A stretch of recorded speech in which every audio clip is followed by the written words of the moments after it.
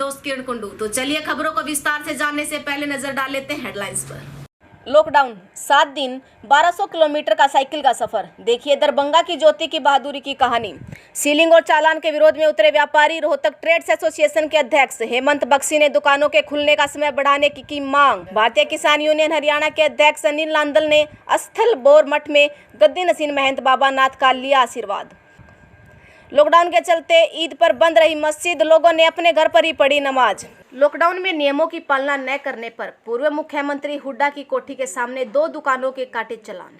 जींद में सरकार द्वारा बैंकेट हॉल खोलने के आदेशों पर मालिकों ने किया सरकार का आभार व्यक्त। कोरोना के साथ देश में गर्मी का कहर। उत्तर भारत में कई हिस्सों में लू को लेकर रेड अलर्ट जारी।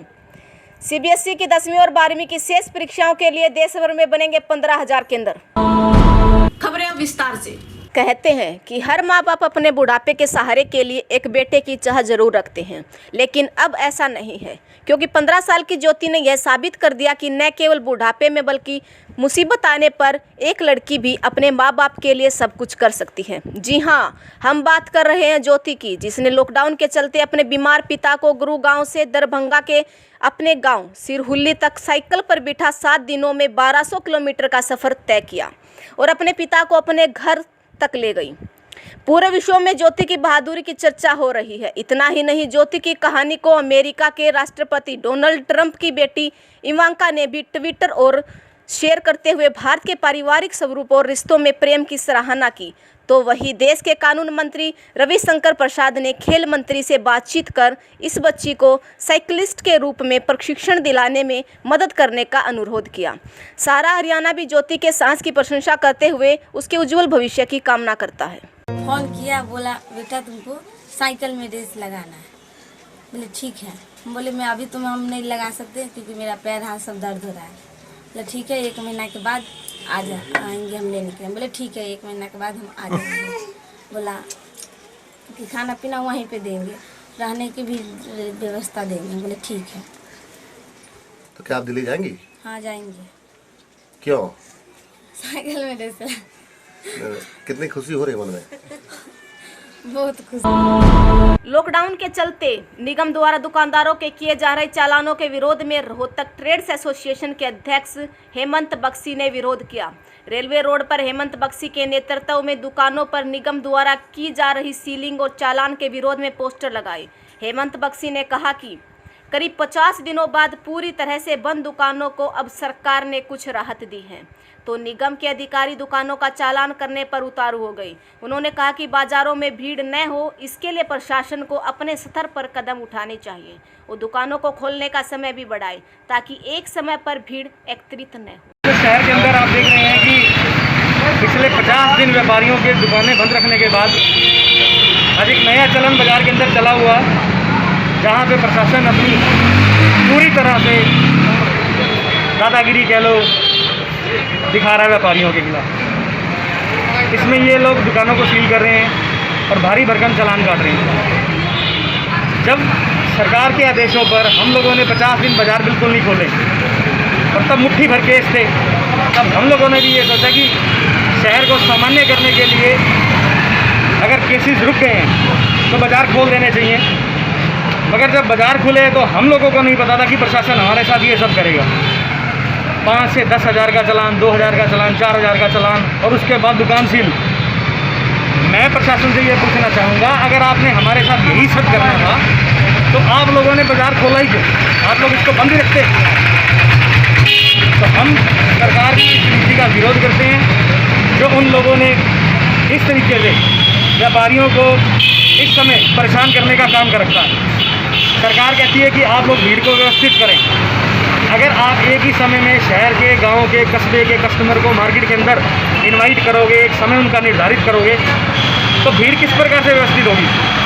प्रशासन को चाहिए कि 8 बजे तक का समय करे ताकि शहर का जो दुकानदार है वो अलग समय में आ सके और गांव और कस्बों का दुकानदार अलग समय में आ सके। इस प्रकार तो व्यवस्थित हो सकता है, नहीं तो व्यवस्था के नाम पे अगर आप हमारा इस तरह से उत्पीड़न करते रहेंगे तो वो व्यापारी बर्दाश्त नहीं करेंगे। भारतीय किसान यूनियन हरियाणा का अध्यक्ष मनोनीत होने के बाद आज समाज सेवी अनिल लांदल उर्फ बल्लू प्रधान स्थल बोर मठ पहुंचे। और महंत बाबा बालकनाथ जी का आशीर्वाद लिया।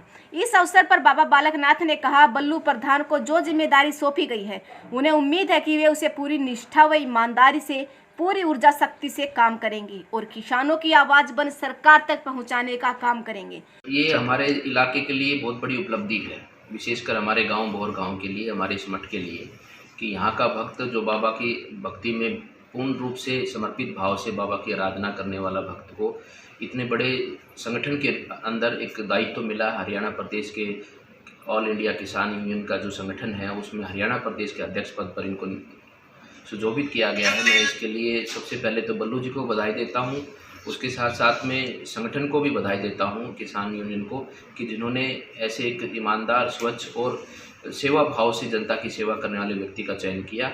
और यही शुभकामना करता हूँ कि आने वाले समय में बल्लू जी के माध्यम से किसानों की आवाज़ सरकार तक पहुँचे और किसानों का हक किसानों को दिला पाने में ये सफल हों और सरकार के साथ एक आपसी समावेश बढ़ाकर और किसानों की बात का, किसानों के हित को सरकार के सम्मुख रखने का ये अपने जीवन में काम करें और समर्पित भाव से काम करें। खूब इनको शुभकामना देता हूँ, खूब बाबा का आशीर्वाद इन पर निरंतर बना रहे, इसी विश्वास के साथ इनको पुनः बधाई देता हूँ।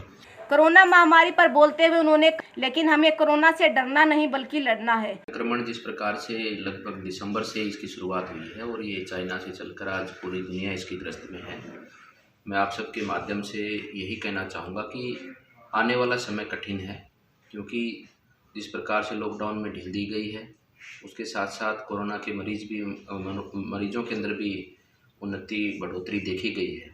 लेकिन अब हमें अवेयर रहने की बहुत बड़ी आवश्यकता है, हमें सतर्क रहने की आवश्यकता है ताकि इसके फैलाव को हम सब मिलकर रोक पाएँ।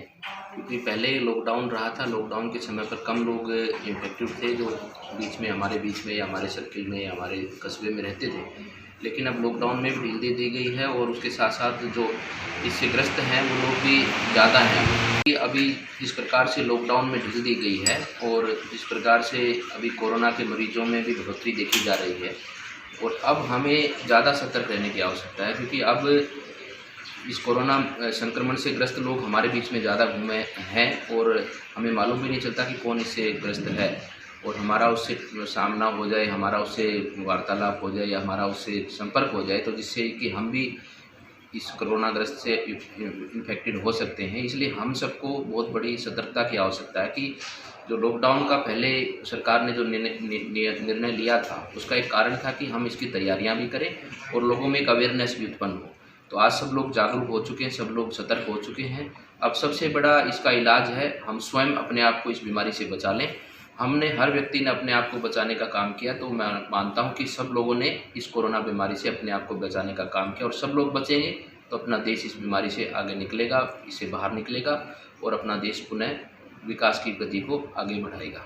वहीं बल्लू प्रधान ने कहा कि वे किसानों के हितों की रक्षा करने के लिए सदा प्रयासरत रहेंगे और उनकी आवाज को बुलंद करेंगे। बाबा मस्तनाथ जी की जिस तपोभूमि में हमारा जन्म हुआ है, मैं अपने मठ में माथा टेकने के लिए आया था। मुझे हमारे गुरुजी बाबा बालकनाथ जी ने बहुत सम्मान दिया, बहुत हमारी इज्जत करी है। गुरुजी ने हमारे को आशीर्वाद दिया है।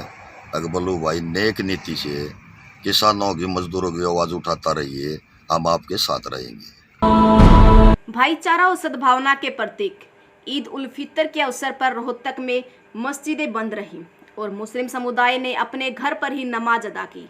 कोरोना के चलते देश में लॉकडाउन है और जिसके चलते सरकार ने सभी प्रकार के धार्मिक कार्यक्रमों और संस्थाओं को बंद करने के आदेश दिए हुए हैं।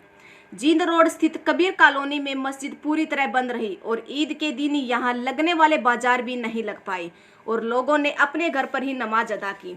मस्जिद के मौलवी ने बताया, वर्तमान परिस्थितियों को ध्यान में रखते हुए सरकार द्वारा जारी निर्देशों व सोशल डिस्टेंसिंग की पालना करते हुए सभी ने अपने घरों में रहकर ही इबादत की और देश प्रदेश की सलामती के लिए दुआ की। मस्जिद के हमने सारे गेट बंद कर रखे हैं जी। और रात जो है वो साइड वालों का फ़ोन भी आ गया था कि किसी को घुसने नहीं देना अंदर, तो उसी का हमने पालन करते हुए यहाँ बिल्कुल जो है बंद रखा, लोगों को किसी को अंदर नहीं घुसने दिया।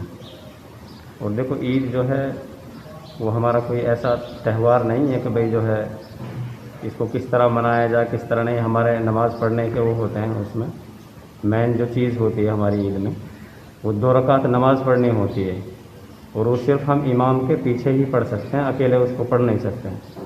तो इसलिए लोगों ने जो है वो घरों में ही कैद रहकर अपने जो है अलग से नमाज़ें पढ़ी, ईद की नमाज़ नहीं पढ़ी। तो सरकार ने उसकी इजाज़त नहीं दी, वो हमारी नमाज मस्जिद में ही हो सकती है, इसलिए लोगों ने घरों में नहीं पढ़ी, मस्जिद में भी नहीं पढ़ी। और इससे ज़्यादा अहम बात यह है कि जो दिन में 5 नमाज़ें जो होती हैं वो हमारे लिए ईद से ज़्यादा अहम है।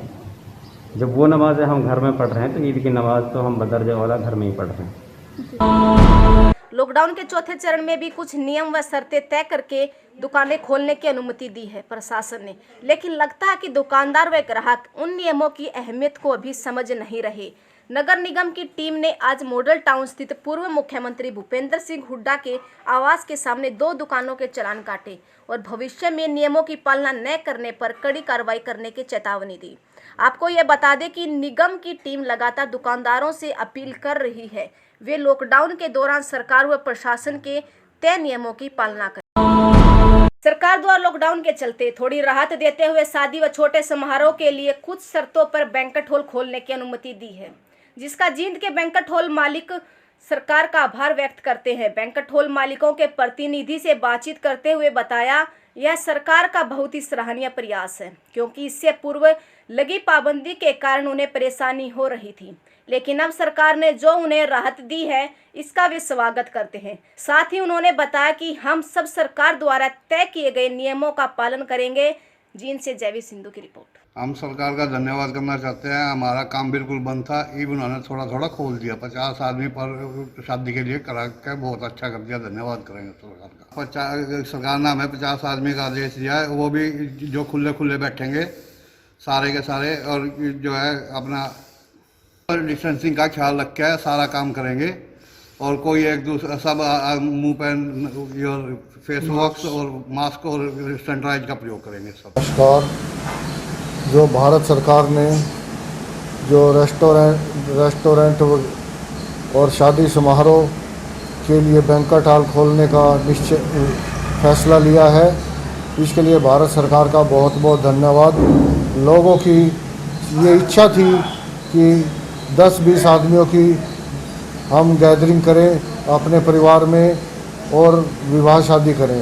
ये एक बहुत अच्छा फैसला है जो पब्लिक के लिए एक आरामदेह काम किया है सरकार ने, इंडिया गवर्नमेंट ने। और मैं तो यही कहूँगा कि आगे के लिए भी ऐसे ही अच्छा करते रहें और सभी के साथ अच्छा होता रहे। हम सभी मिलकर मोदी जी को धन्यवाद करते हैं, और ये जो खोलने की व्यवस्था की है, हम सभी मिलकर मोदी जी को, इंडिया सरकार को हम धन्यवाद करते हैं। उत्तर भारत के कई हिस्सों में तापमान 45 डिग्री के पार पहुंच गया है। ऐसे में मौसम विभाग में रेड अलर्ट जारी किया है। मौसम विभाग में पंजाब, हरियाणा, चंडीगढ़, राजस्थान और पूर्वी उत्तर प्रदेश में अगले 2 दिनों के लिए रेड अलर्ट जारी किया है। लॉकडाउन में बढ़ते तापमान से लोगों की मुसीबतें दोगुनी हो गई हैं। दिल्ली में भी मौसम का ऑरेंज अलर्ट जारी हो गया है। मौसम विभाग का अनुमान है कि तापमान 46 डिग्री के पास पहुंच सकता है। बढ़ते तापमान और गर्म हवाओं के बाद 29 मई और 30 मई को बारिश हो सकती है। केंद्रीय माध्यमिक शिक्षा बोर्ड की 10वीं और 12वीं कक्षा की शेष परीक्षाएं 15,000 केंद्रों पर आयोजित होंगी। इस बात की जानकारी केंद्रीय मानव संसाधन विकास मंत्री रमेश पोखरियाल ने दी। उन्होंने कहा कि लॉकडाउन की वजह से स्थगित हुई 10वीं और 12वीं की शेष परीक्षाओं का आयोजन देश भर के 15,000 केंद्रों पर होगा। आपको यह बता दें कि इससे पहले ये परीक्षाएं देश भर के 3,000 केंद्रों पर होनी थी, लेकिन अब केंद्रों की संख्या को बढ़ा दिया गया है। आज के लिए इतना ही, फिर मुलाकात होगी हमारे अगले एपिसोड में। तब तक के लिए नमस्कार।